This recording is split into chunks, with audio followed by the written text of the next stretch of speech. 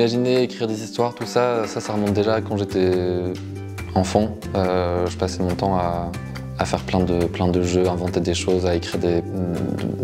J'écrivais aussi parfois des petits contes. Au tout début, j'ai essayé d'écrire des nouvelles et j'arrivais pas du tout parce que c'était trop long, trop structuré, j'arrivais pas à aller au bout de ce que j'écrivais. Et je me suis rendu compte que la poésie était beaucoup plus naturelle.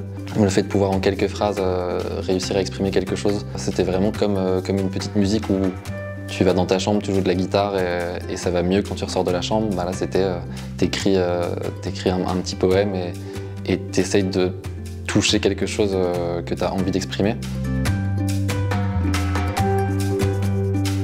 En fait, c'est un poème qui parle du corps, qui réfléchit à comment faire corps ensemble si un jour on se réveillait dans un autre corps, où on avait plusieurs corps, où on devait...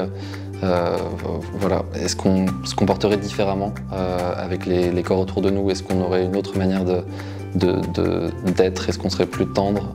Et donc c'est un recueil qui réfléchit à tout ce qui nous fait peur, à tout ce qu'on doit surmonter, que ce soit notre génération, pour l'avenir, toutes les choses qui peuvent faire peur, et qui réfléchit à des manières de faire face à ça.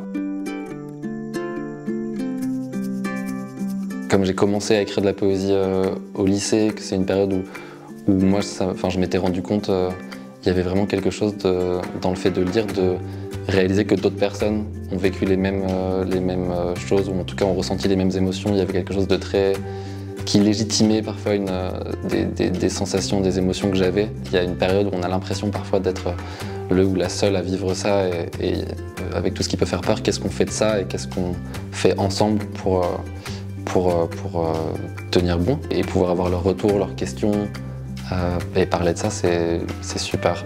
Enfin, c'est une chance super et c'est super enrichissant, surtout pour moi, même avant eux peut-être. Enfin, c'est donnant-donnant, quoi.